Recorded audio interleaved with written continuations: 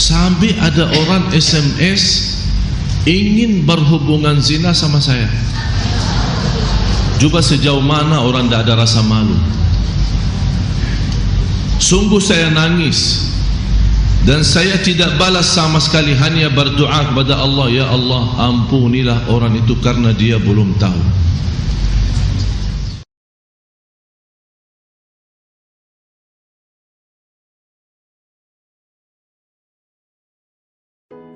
Banyak yang merasa gelisah,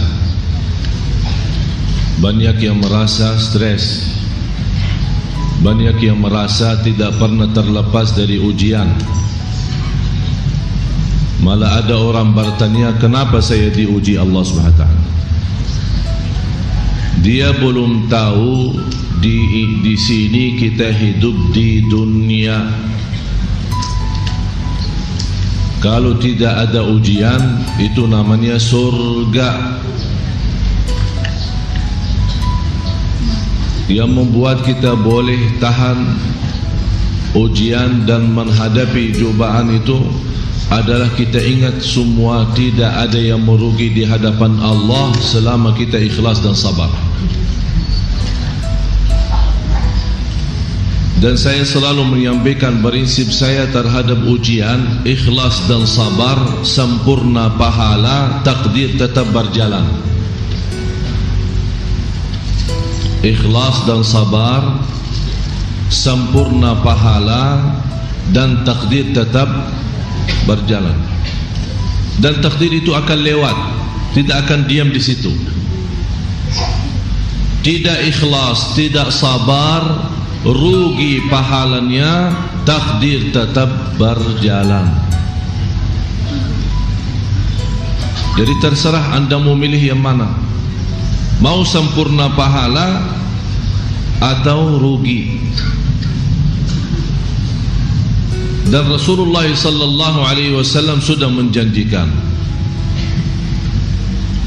tidak ada satupun yang kena orang mukmin walaupun sebuah duri kena tubuhnya akan diganti oleh Allah dalam pahala. Biar duri saja karena tubuh badan kita sudah dijanjikan, hatta syaukata yushakuha lahu biha ajr. Orang mukmin kata Rasulullah, biarpun kena duri saja digantikan oleh Allah dalam pahala. Allah maha baik terhadap orang mukmin, dan hal itu hanya dimiliki oleh orang mukmin.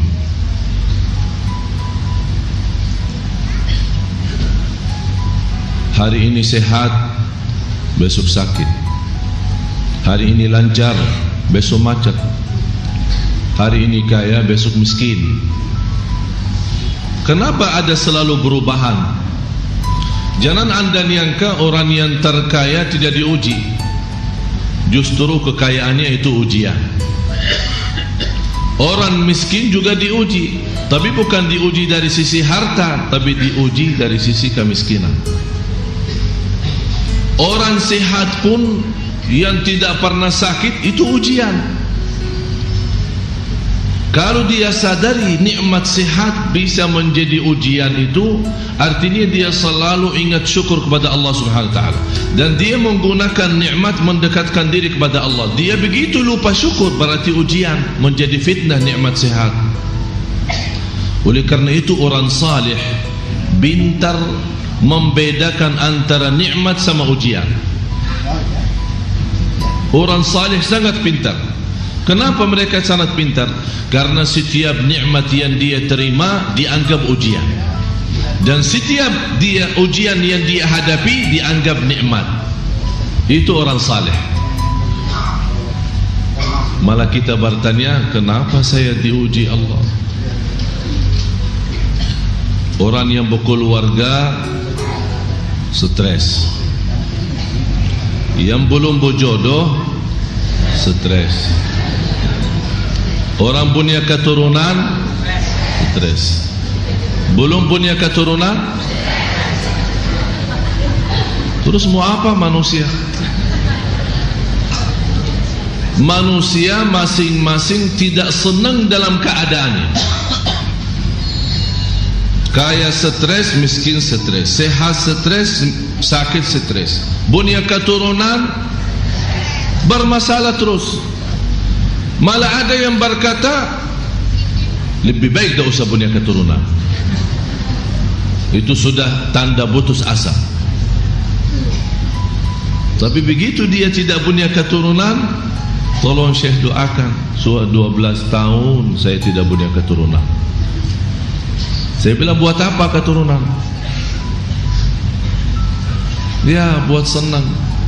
Begitu dapat keturunan malah tambah susah, bukan senang. Karena kita tidak bersedia dari awal. Ini masalah kalbu sebenarnya, jamaah sekalian. Semua gerakan kita itu tergantung kalbu kita. Amalan manusia dua, amalan kalbu, amalan gerakan atau amalan apa namanya perbuatan, amalan tangan, amalan kaki, mata, telinga, gerakan salat, haji, jihad dan yang lain-lain. Tapi ini semua dasar amalan itu tergantung kalbu kita. Bagaimana posisi kalbu kita sama Allah Subhanahu wa taala. Dan seluruh ibadah karena digantungkan dalam kalbu, asal dalam hati kita harus memiliki dua hal, cinta dan jujur. Kalbu kita harus terisi cinta dan jujur. Dan ini bukan amalan di luar kalbu, malah justru dalam kalbu. Ini karena ada cinta dan jujur akan menimbulkan masalah khusyuk, masalah tenang, masalah sakinah, masalah tidak ada rasa sakit hati, tidak ada sifat hasud, tidak ada sifat iri. Ini semua dasarnya cinta dan jujur. Yang dimaksud di sini cinta, mencintai Allah dan Rasulnya atas segala sesuatu. Dan itulah yang paling berat. Kalau saya sekarang bertanya cinta Allah dan Rasulnya, semua jawabannya. Tapi perilakunya membuktikan tidak mencintai Allah dan Rasul. Orang boleh menjaga diri dari perbuatan zina, tapi dia lupa ada zina tangan. Dia berfikir adalah zina perbuatan dosa besar, jangan mendekati atau berhubungan dengan cara yang haram, itu namanya zina. Dan dia lupa Allah tidak melarang zina. Zina boleh tidak? Zina boleh tidak? Tidak boleh. Tapi kenapa kita setiap hari berzina? Allah tidak melarang perbuatan zina, tapi Allah melarang jangan mendekati zina. Karena jatuhnya perbuatan zina itu ada proses. Dia tidak mungkin tiba-tiba orang mau laku zina. Ada langkah-langkah. Itu yang dilarang oleh Allah. Mata berzina, tangan pun berzina. Paling gampang sekarang zina tangan. Tahu zina tangan apa? HP,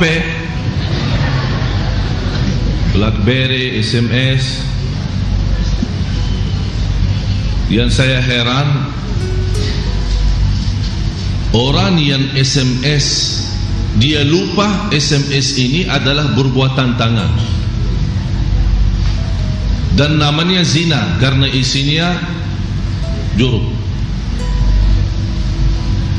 Yang ketiga, dia lupa akan hadap Allah dan akan Allah bertanya tentang tulisan itu. Satu kata bisa membawa orang masuk neraka 70 tahun.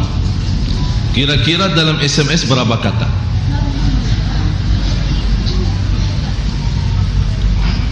Saya menerima SMS, sungguh kasihan yang SMS. Saking joroknya saya tidak berani balas. Cuma saya berdoa, Ya Allah, ampunilah orang itu karena dia belum tahu. Sampai ada orang SMS ingin berhubungan zina sama saya. Coba sejauh mana orang tidak ada rasa malu. Sungguh saya nangis. Dan saya tidak balas sama sekali, hanya berdoa kepada Allah, ya Allah, ampunilah orang itu karena dia belum tahu. Itulah yang kita perlu sadari. Zina kita kadang menjaga diri, fantas ibadah kita banyak bermasalah. Padahal saya yakin Bapak Ibu sedekah setiap hari, salat tahajud tidak pernah tertinggal, puasa Senin Kamis apalagi, silaturrahim, baik hati, lembut, tawadu, berbuat baik sama semua orang, suka memaafkan orang. Biarpun orang sengaja salah sama kita, kita ikhlas duluan. Tapi ini semua tidak ada arti kalau kita tidak memperhatikan hal-hal kecil ini, seperti zina tangan, zina mata, dan zina telinga. Ya ayyuhalladzina amanu udkhulu fis silmi kafah. Hei orang beriman, masuk dalam Islam dalam sejarah keseluruhan. Islam jamaah sekalian sangat sederhana. Allah tidak minta sepanjang hidup kita salat malam. Biarpun salat malam sedikit demi sedikit, tapi ada hal-hal yang lain yang menjaga salat malam itu adalah perbuatan tangan kita. Kita kan suka baca dalam surat Yasin, Al-yawma nakhtimu ala afwahihim, terus wa tukallimuna. Yang berbicara siapa? Tangan. Allah menutupi mulut mereka. Udah, kamu diam. Karena mulut mereka, lidah mereka akan berusaha membela, mencari alasan. Kami tidak sengaja, kami tidak pernah berbuat, kami, begitu jawabannya mereka. Allah tutupkan mulut mereka. Kalau kamu tidak mau bicara yang jujur, ada banyak saksi. Allah datangkan malaikat saksi, mereka tidak terima. Ya Allah, buat apa malaikat saksi? Saya tidak percaya malaikat. Barangkali malaikat suka tambah-tambah. Begitu kata manusia. Coba lihat manusia begitu berani sama Allah. Ya udah, kalau tidak mau percaya malaikat, saya bawakan saksi dari tubuh badan kamu sendiri, dari tubuhnya sendiri. Dia belum tahu Allah Maha Kuasa dan seluruh tubuh badan kita itu milik Allah. Ya silakan, masih berani-berani sama Allah. Allah tutupkan mulutnya. Wahai tangan, berbicaralah. Mulai tangan yang berbicara. Sekarang tidak bisa terbayang. Kalau mau bayangkan bagaimana tangan kita berbicara, coba Anda tulis SMS dan baca lagi. Berarti itu namanya tangan berbicara. Akhirnya tangan kita sebut semua perbuatannya. Tanda tangan, SMS, BB, apa saja yang dibuat oleh tangan disampaikan. Akhirnya dia kaget. Begitu Allah lepaskan mulutnya untuk berbicara, dia marah sama tangan. Sehari dari tadi saya bela-bela kamu, malah sekarang kamu jadi saksi buruk bagi saya. Marah. Cukup tangan? Tidak. Al-yawma nakhtimu ala afwahihim wa tukallimuna aydihim wa tashhadu arjuluhum bima kanu yaksibun. Kaki pun jadi saksi. Kita mulai kemana jamaah sekalian? Yang semestinya kita takut kepada Allah supaya kita tenang. Karena semakin tinggi takut kita kepada Allah, semakin tenang hati kita. Beda kalau kita takut sama seorang manusia. Beda sama kita kalau takut sama orang yang zalim, sama orang yang jahat. Kita takut sama apapun dalam lingkungan hidup kita di dunia, membuat kita malah lebih jauh takut dan terasa tidak nyaman. Beda sama rasa takut terhadap Allah, justru merasa aman. Kenapa merasa aman? Karena ketakutan kita kepada Allah membuat kita lari kepada siapa? Kepada Allah. Karena kita merasa takut, bertambah zikir. Akibat berbanyak zikir, apa yang kita dapat? Ala bidzikrillahi tatma'innul qulub. Allah berikan nikmat ketenangan. Kenapa sekarang kita selama ini berzikir tapi tidak pernah tenang, mana merasa gelisah? Karena belum ada rasa takut. Sama-sama kita baca Suratul Hadid, surah 57, ayat 16, 17 dan 18. A'udzu billahi minasyaitonir rajim. Alam ya'ni lil ladzina amanu an takhsha'a qulubuhum li dzikrillahi wa ma nazala minal haqq ولا يكونوا كالذين أوتوا الكتاب فطال عليهم الأمد فقست قلوبهم وكثير منهم فاسقون اعلموا أن الله يحيي الأرض بعد موتها قد بينا لكم الآيات لعلكم تعقلون إن المصدقين والمصدقات وأقرضوا الله قرضا حسنا فيضاعفه لهم ولهم أجر كريم. صدق الله. Bisa kelihatan artinya? Alam ya'ni lil ladzina amanu an takhsha'a qulubuhum li dzikrillah.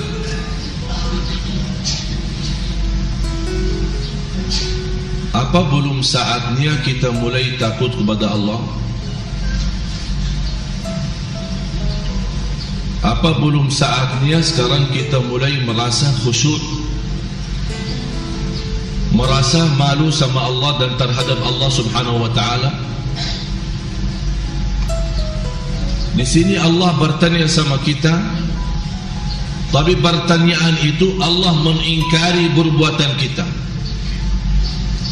Seolah-olah Allah memberikan peringatan, sampai kapan kita mau sadar?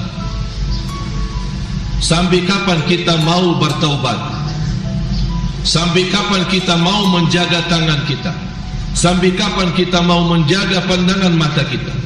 Sampai kapan kita mau menjaga langkah kaki kita? Sampai kapan masjid kita tidak bisa terisi dan menjadi makmur? Kapan saatnya salat subuh menjadi seperti salat Jumat?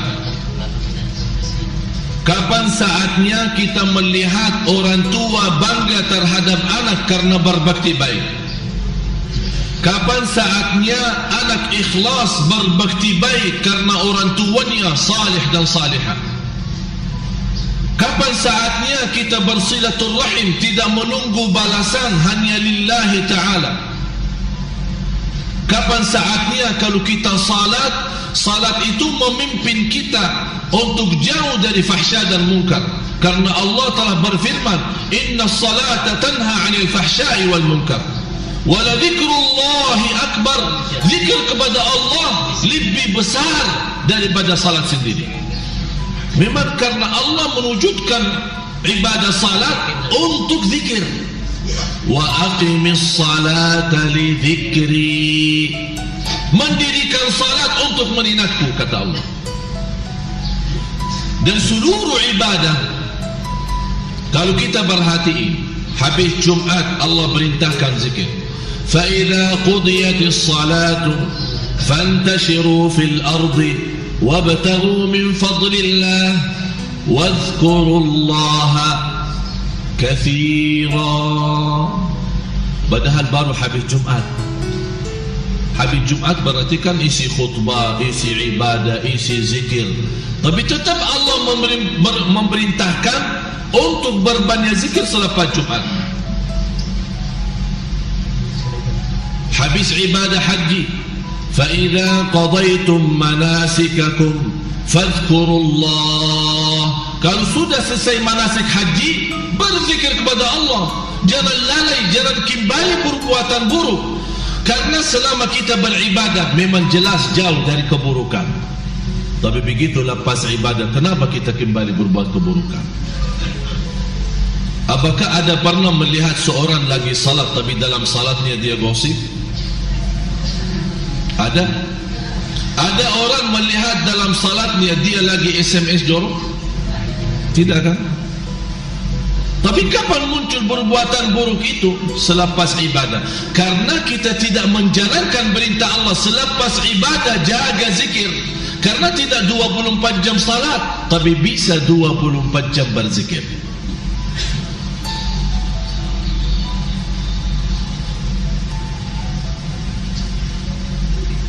Subhanallah. Jamaah sekalian, saya mendengar seorang ibu kalau salat malam nangisnya luar biasa.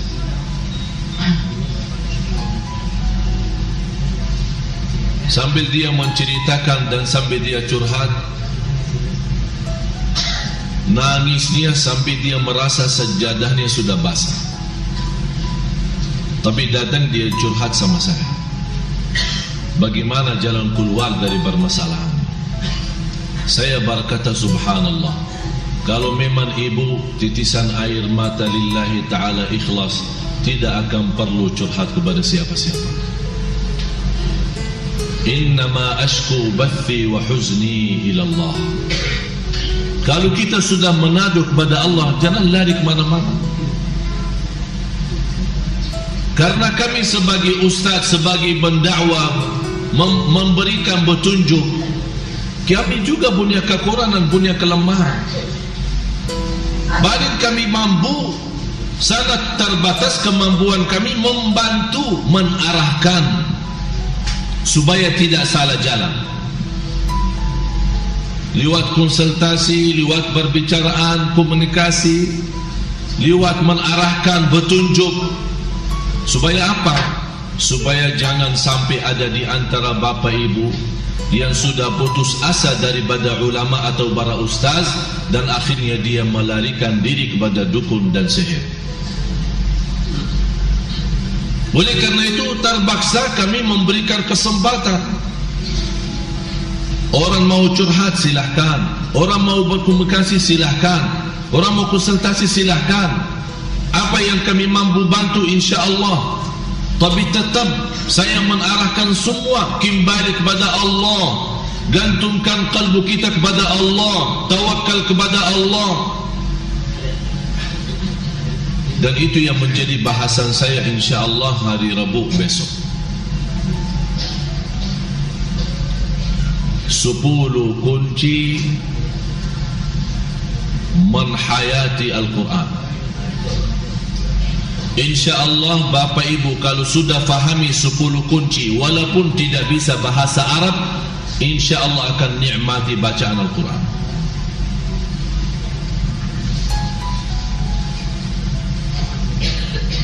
Allah subhanahu wa ta'ala memberikan kehidupan yang sudah sebenarnya sempurna. Tapi kita merasa banyak kekurangan karena kita melihat dari satu sisi, tidak melihat dari sisi lain. Kalau kita merasa sakit, kita selalu melihat orang yang sehat. Akhirnya kita tambah tidak ridha terhadap takdir sakit. Tapi kalau kita melihat orang yang lebih parah sakitnya, kita pasti mengucapkan Alhamdulillah, masih saya mending. Oleh karena itu kata Rasulullah memberikan jalan mudah supaya tidak sakit hati dan tidak gelisah. Kata Rasulullah, kalau urusan dunia jangan anda melihat orang yang lebih atas dari kamu. malah justru lihat yang lebih bawah. Kalau anda lagi susah, lagi banyak masalah, banyak ujian, anda ingat masih anda bisa tidur di dalam rumahnya dalam keadaan aman dan nyaman. Tapi ada orang lain tidak punya tempat tidur. Coba kalau boleh keluar malam hari, berapa banyak orang yang tidur di bawah jembatan. Dan tidurnya aja tidak bisa nyaman, karena begitu dia mendengar suara mobil lewat, dia langsung bangkit supaya masih mengharapkan sedikit rezeki supaya untuk bisa makan pagi hari. Tapi kalau kita biarpun pusing dan stres tetap tidur, apalagi sudah hidupin AC-nya, lupa dunia dan segala isinya.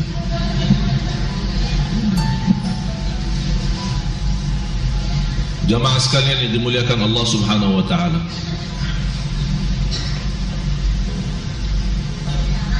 saya mengajak semua untuk menjaga cinta dan jujur kita dalam hati karena Allah Subhanahu wa taala. Dan itulah dua hal ini yang menjaminkan kita mendapatkan manisnya iman. Wallahi jamaah sekalian, dunia ini sangat indah bagi orang mukmin kalau dia bisa tahu bagaimana jalan mendapatkan ridha Allah Subhanahu wa taala. Dan selalu saya sampaikan, kalau kita bisa mendapatkan ridha Allah, sungguh semuanya beres. Itu yang perlu kita selalu targetkan dalam kehidupan kita. Dan terbukti, inna salati wa nusuki wa mahyaya wa mamati, hidupku secara total lillah. Kalau kita menjadikan hidup kita lillah, harta kita lillah, nyawa kita lillah, waktu kita lillah, semua yang kita miliki lillahi ta'ala, karena memang semua dari Allah. Sehat dari Allah, harta dari Allah, keturunan dari Allah. Waktu yang kita manfaatkan dan kita bisa mengisi yang terbaik, memang waktu itu juga dari Allah. Dan kita semua mengarahkan kepada Allah, Allah jaminkan juga kematian menjadi indah. Jadi bukan hidupnya jadi indah, mati pun jadi indah. Dan terbukti bagaimana orang salih saat kematiannya, Allah sebarkan berita mereka sedunia. Imam Ahmad Hanbali disalati jenazah lebih dari 2 juta orang. Saat beliau hidup, banyak orang yang fitnah beliau. Sampai sebabnya fitnah, dizalimi dan masuk penjara.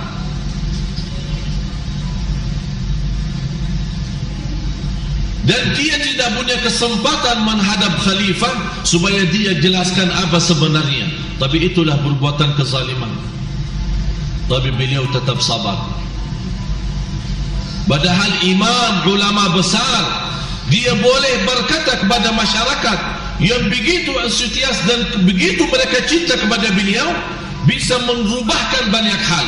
Tapi tetap mereka memilih kesabaran dari mengajak masyarakat untuk berfitnah lagi atau membuat hal-hal yang tidak diharapkan. Apa yang terjadi? Didatangi oleh orang-orang yang benci sama dia, yang menjadi musuhnya. Kata beliau, kalau memang kamu orang ikhlas dan saleh, kenapa bisa dizalimi dan masuk penjara? Apa jawaban beliau? Kata beliau, tanda Allah terima bukan sekarang, nanti kamu lihat saat kematiannya. Nanti kamu lihat saat kematiannya, siapa yang mati dalam keadaan indah. Subhanallah, apa yang terjadi? Musuhnya Imam Ahmad Hanbali saat kematian, tak ada yang urus sama sekali. Sampai anaknya pun ditinggal, dibiarkan. Akhirnya karena jenazah tidak diurus, malah keluar bau sampai orang tak tahan di rumah, dibuang di padang pasir. Imam Ahmad Hanbali disalati 2 juta orang. Saking banyak orang yang salat, tidak sampai saat salat disalati, orang datang bergiliran ke makam Imam Ahmad Hanbali salat. Dari waktu salat subuh sampai isya masih jamaah antri salat jenazah. Allah telah janji orang yang sempurna iman dalam kehidupannya dan dia menjaga cinta dan ikhlas, menjaga cinta dan jujur, dan menjadikan hidupannya segalanya lillah, Allah jaminkan kematiannya juga akan menjadi yang terindah.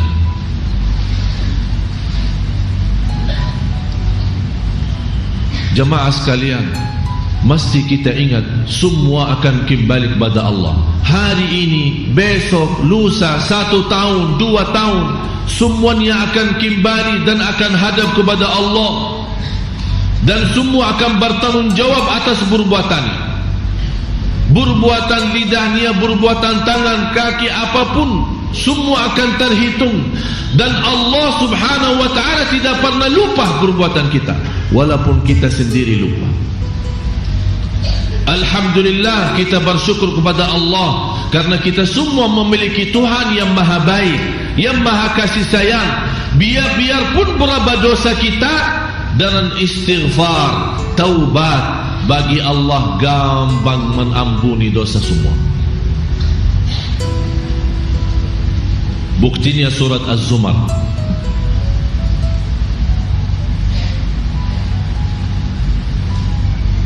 ayat 23 dan seterusnya.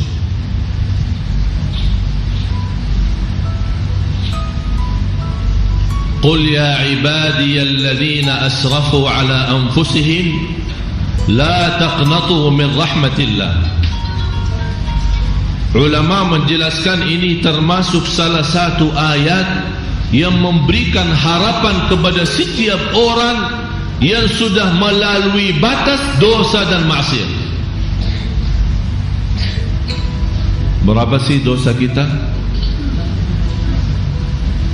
Biarpun dosa kita sepenuh bumi, masih diberikan harapan diampuni Allah selama kita cinta dan jujur saat bertaubat.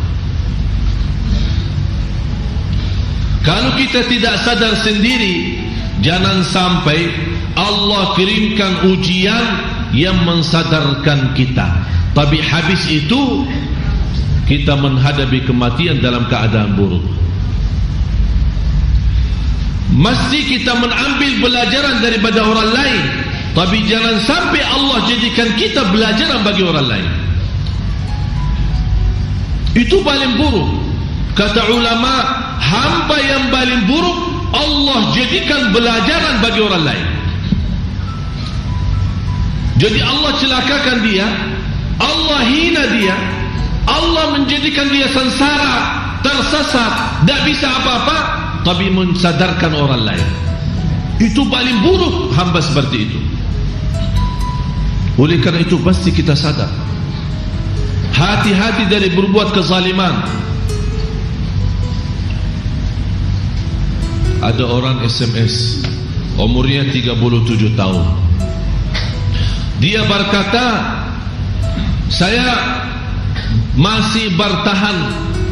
Kenapa sampai saat ini saya belum berjodoh?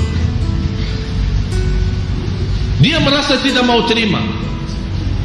Saya bertanya, coba periksa, pasti kamu punya dosa dan pernah berbuat kezaliman, dan orang itu masih mendoakan kamu supaya tidak selamat dan supaya celaka. Sebab doa orang yang dizalimi, Allah sudah berjanji akan menolong orang-orang yang dizalimi. Dan janji Allah, orang yang dizalimi akan dibantu dan ditolong oleh Allah di dunia sebelum di akhirat. Allah telah bersumpah, la'ansurannaki walau ba'da hin. Jangan takut wahai orang yang dizalimi, karena sungguh akan Allah berikan pertolongannya. Tunggu saja. Habis itu dia Telefon saya angkat, dia nangis. Kata beliau, memang saya pernah memainkan salah satu perempuan, memberikan harapan, pacaran, akhirnya jatuhnya kepada zina sambil wanita itu hamil, dan dia menjanjikan akan nikah. Begitu dia sudah hamil dan menahankan kandungannya, malah dia ditinggal. Dan wanita berdoa dan dia berjanji, selama saya hidup, saya akan mendoakan kamu celaka dunia akhirat. Allah mengharamkan kezaliman atas dirinya. Allah Maha Adil, dan Allah berfirman dalam hadis qudsi, inni haramtu zulma ala nafsi, aku mengharamkan kezaliman atas diriku. Allah sendiri mengharamkan, Allah sendiri tidak pernah menzalimi, dan malah Allah haramkan atas dirinya berbuat kezaliman. Allah yang mengharamkan atas dirinya, atas zatnya Allah untuk berbuat kezaliman. Wa ja'altuhu bainakum muharrama, dan aku menjadikan berbuat kezaliman itu haram antara kamu. Sekarang kita lihat berapa banyak kezaliman kita. Membawa berita yang tidak benar, berbuat kezaliman. Memfitnah orang, berbuat kezaliman. Ikut campur urusan rumah tangga orang, itu berbuat kezaliman. Kita menipu orang, berbuat kezaliman. Hati-hati daripada doa orang yang mazlum. Orang yang dizalimi, kalau dia angkat tangan berdoa, celaka kita dunia dan akhir. Berapa banyak kezaliman kita. Belum lagi kezaliman terhadap diri sendiri. Faminhum zalimun li nafsi, kata Allah, yang tidak pernah kita sadari.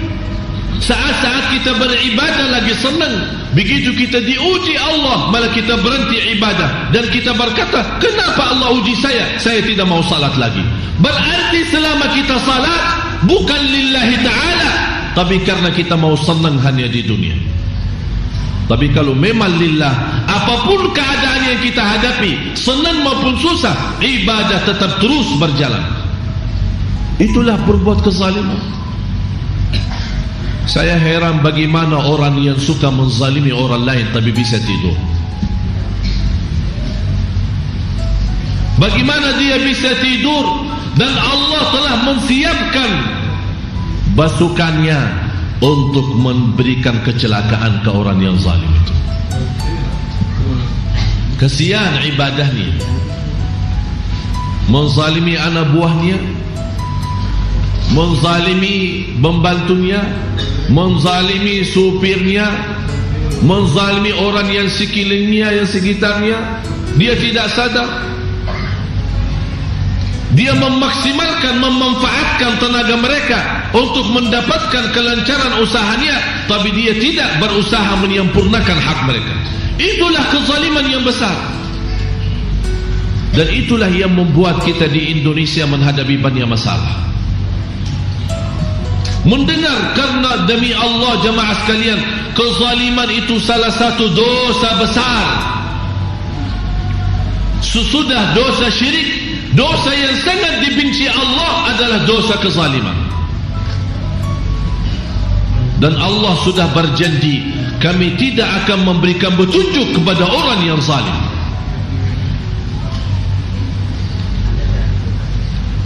Sekarang kita melihat berita kezaliman, na'udzubillah. Orang tua menzalimi anak, anak menzalimi orang tua, suami menzalimi istri, malah istri sekarang kita mendengar menzalimi suami, dan berantakan dalam kehidupan kita. Bagaimana kita bisa beres dalam hidup? Apa manfaatnya ibadah setiap hari, salat malam setiap malam, haji setiap tahun, tapi tidak pernah terlepas dari kezaliman? Itu bahaya jemaah sekalian. Yang paling buruk kezaliman kata. Hati-hati dari kezaliman kata. Mengkomporkan seorang memfitnahin orang, sambil banyak rumah tangga pecah dan berpisah gara-gara satu kata yang tidak disadarkan. Selama mereka berpisah, sambil anak dia yang susah demi karena perpisahan orang tuanya, sebabnya satu kata membawa fitnah, Allah tidak akan melupakan hal itu. Saya bawakan satu cerita bagaimana Ujun berbuat kezaliman. Itu teman saya sendiri, kuliah, dan kita tahu bagaimana di Indonesia kuliah itu bebas, istilahnya campur. Dia berpacaran sama seorang wanita. Wanita itu sudah benar-benar jatuh cinta dan mengharapkan laki ini menjadi pemimpin dan menjadi imam baginya. Apa yang terjadi? Alasannya minta izin orang tuanya mau belajar di rumahnya, mendapatkan kesempatan berdua sendirian di tempat yang sepi, di samping godaan syaitan, kelemahan iman, hawa nafsu, jatuhnya berbuat zina. Wanita itu hamil. Karena wanita bersadar dan sudah tahu perbuatan kesalahan itu, akhirnya dia terpaksa membongkarkan cerita kepada keluarganya. Tidak ada pilihan, mau lari kemana?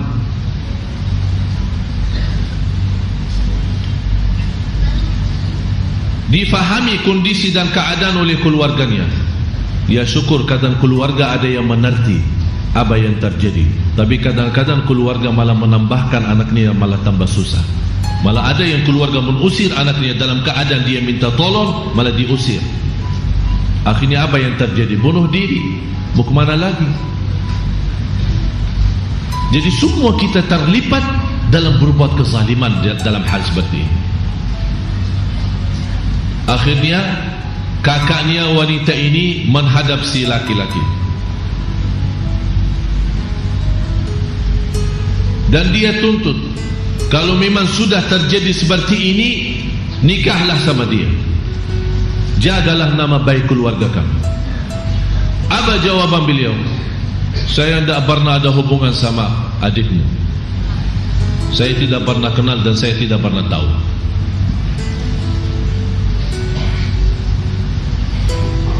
Kata laki-laki, mendengar berita ini, kalau memang itu jawabannya, biarkan Allah yang balas perbuatanmu. Beliau cerita sampai saat ini masih menghadapi ujian. Allah subhanahu wa ta'ala memberikan jodoh dan dia nikah. Ternyata dia bertemu istrinya selingkuh. Dan di situ dia nangis. Istrinya minta tolong diamkan dan tutupi. Saya malu kalau ditahu sama keluarga saya. Dan saya janji tidak akan berbuatan dosa lagi. Dia nangis dan dia masih ingat. Dia berkata, ini balasan yang pertama. Begitu dia punya anak perempuan, masih usia 6 tahun, tiba-tiba anaknya melarikan diri ke rumah dan nangis. Apa yang terjadi? Digosok sama tukang jaga di rumahnya. Dan dia nangis. Dan dia berkata, ini balasan yang kedua. Ya Allah, cukup. Ya Allah, cukup sampai di sini. istriku dan anakku. Tidak lama lagi dia mendengar berita adiknya yang perempuan yang tercantik juga jatuhnya dalam perbuatan zina sama anak kuliah. Begitu dia tuntut anak kuliah temannya dan pacarannya, kenapa kamu berlaku terhadap adikku? Apa dia menjawab? Saya tidak pernah kenal adikmu dan saya tidak pernah bertemu dengan dia. Langsung dia mendengar sama jawabannya. Sama jawabannya apa yang telah diucapkan. Allah balas. Itulah berbuat kezaliman. Allah akan balas yang sesuai. Malah bisa menjadi lebih parah selama orang yang dizalimi belum ikhlaskan dan belum memaafkan. Hati-hati jamaah sekalian. Sungguh demi Allah, cinta saya dan sayang saya kepada jamaah sekalian, saya sangat takut anda terjumus dalam berbuat kezaliman. Apakah itu kezaliman kata atau perbuatan? Apalagi kalau di belakang kezaliman kehancuran rumah tangga orang lain. Allahu Akbar. Marilah kita sama-sama menjaga lidah kita. Biarpun ada orang membawa berita, biarpun berita itu benar 100%, kita hadapi dengan istighfar dan kita berkata, saya banyak salah, saya tidak mau urusan lain, cukup urusan saya sendiri. Banyak dosa kita jemaah sekalian, banyak kesalahan kita, dosa besar, dosa kecil. Kita malu kalau ditahu sama orang dosa kita. Oleh karena itu, jangan sampai anda suka membuka kesalahan orang lain. Kalau anda menjaga kesalahan orang lain, Allah akan menjaga kekurangan kita dan kesalahan kita. Allah tutupi. Para nabi dan rasul berdoa kepada Allah, wala tukhzini yawma yub'atsun. Ya Allah, jangan buka aibku di hadapan orang. Ini nabi doa begitu. Apalagi kita yang kita minta, ya Allah tutupi kekurangan saya, tutupi dosa saya, kelemahan saya malu ditahu sama orang. Malah kita sekarang memberanikan diri buka aib orang lain. Na'udzubillah. Itulah kezaliman. Fantas salat malam setiap malam, tapi kita tidak menikmati, tidak ada perubahan dalam kehidupan kita. Apa artinya sepanjang malam kita nangis sambil basah sajadah kita, tapi sepanjang siang kita menzalimi orang lain? Allah Maha Adil, dan Allah telah janji orang yang berbuat kezaliman tidak akan dimaafkan sampai orang yang dizalimi mengikhlaskan. Mari kita sama-sama buka halaman baru sama Allah. Tolong ingat ayat suratul Hadid, surah 57 ayat 16, 17 dan 18. Inilah saatnya jemaah sekalian kita sama-sama bertaubat dan nasuha.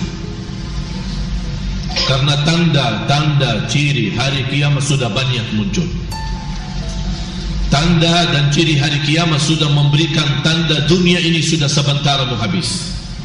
Kita tidak bisa menghitungkan. Malah lebih cepat dari kehabisan dunia adalah kematian yang kita tunggu. Dan tidak ada di antara kita yang jamin hidup sampai besok. Biarpun asuransinya yang paling tinggi, tapi tidak bisa punya jaminan hidup sampai besok. Berarti apa? Kita yakin mati daripada yakin hidup. Sekarang saya bertanya, yakin hidup sampai besok? Tidak. Yakin mati? Mati pasti. Hidup yang tidak pasti. Itu yang perlu kita fikirkan. Kalau memang kematian itu yakin, bagaimana kita menghadapi kematian yang indah, yang kita selalu berdoa, ya Allah, ya Allah biha, ya Allah biha, ya Allah bi husnul khatimah. Bagaimana kita mengharapkan husnul khatimah tapi perbuatan kita masih banyak kezaliman? Kezaliman terhadap diri, kezaliman terhadap orang tua, kezaliman terhadap anak kita, dalam lingkungan kita. Allahu Akbar. Ya Allah, maafkan dan ampunilah ya Allah. Dan di ujung ayat ini, Suratul Hadid, Allah mengajak kita, inilah saatnya kita takut, inilah saatnya kita sadar, inilah saatnya kita bertaubat. Karena Allah subhanahu wa ta'ala yang memiliki dunia dan segala isinya, yang menghidupkan dan mematikan. Ini semua tanda kebesaran Allah bagi orang yang berakal, yang berfikir.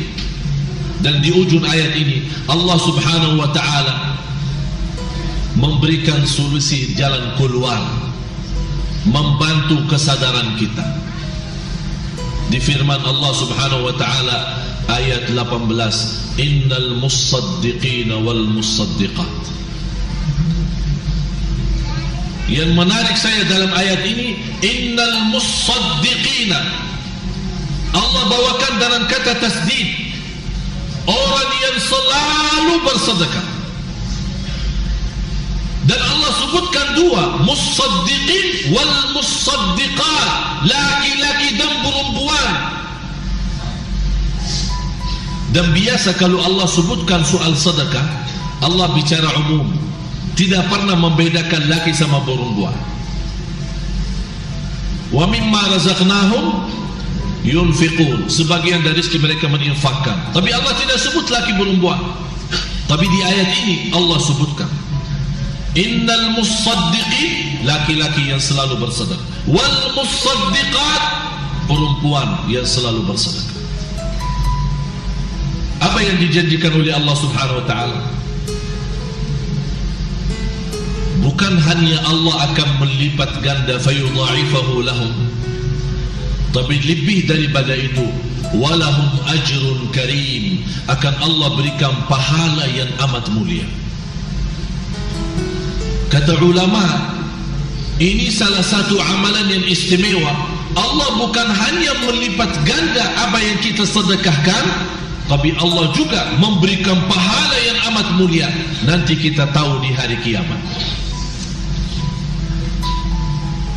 Menuju kepada hati yang khusyuk, menuju kepada perubahan yang insya Allah sisa umur kita lebih baik. Apa itu sisa umur kita? 1 hari, 1 bulan, 1 tahun. Kita sama-sama berdoa, mudah-mudahan sisa umur berapapun insya Allah lebih baik daripada yang sudah lalu. Dalam segala hal, lahir batin, perbuatan pagi, siang, malam, dimanapun berada, selalu kita menjadi orang yang terbaik di sisi Allah subhanahu wa ta'ala. Kalau kita sudah berusaha, sisa umur kita insya Allah lebih baik daripada yang lalu, insya Allah terjamin mati kita insya Allah indah. Itulah bersabda Rasulullah sallallahu alaihi wasallam, inna Allah idza ahabba 'abdan ista'malah. Kalau Allah mencintai seorang, akan Allah bukakan pintu taufiknya untuk beramal salih, dan di situ Allah cabut nyawanya. Allah cabut nyawanya atas amal salih. Itu namanya apa? Husnul khatimah. Indahnya demi Allah jamaah sekalian husnul khatimah. Kita tidak harap menghadapi kematian tapi susah mengucapkan kalimat syahadat. Tapi yang kita harapkan bukan hanya mampu mengucapkan kalimat syahadat, malah insya Allah didatangi malaikatul maut kita dalam keadaan sujud. Didatangi malaikatul maut kita lagi megang Quran. Didatangi malaikatul maut kita lagi megang tasbih, berzikir kepada Allah. Itulah perbuatan yang dibangkitkan oleh Allah nanti hari kiamat. Orang yang mati dalam keadaan sujud dibangkitkan oleh Allah dalam keadaan sujud. Orang yang mati dalam keadaan baca Al-Quran dibangkitkan dia lagi baca Quran. Orang yang megang tasbih berzikir kepada Allah dibangkitkan saat dia bertasbih dan berzikir kepada Allah. Itulah namanya hidup indah dan mati indah. Saya mengajak semua jamaah, termasuk saya, demi perubahan. Inna Allah la yughayyiru ma biqaumin hatta yughayyiru ma bi anfusihim. Habis kita beriktikaf, sama-sama salat subuh, sama-sama salat duha, sama-sama ikuti majlis ta'lim.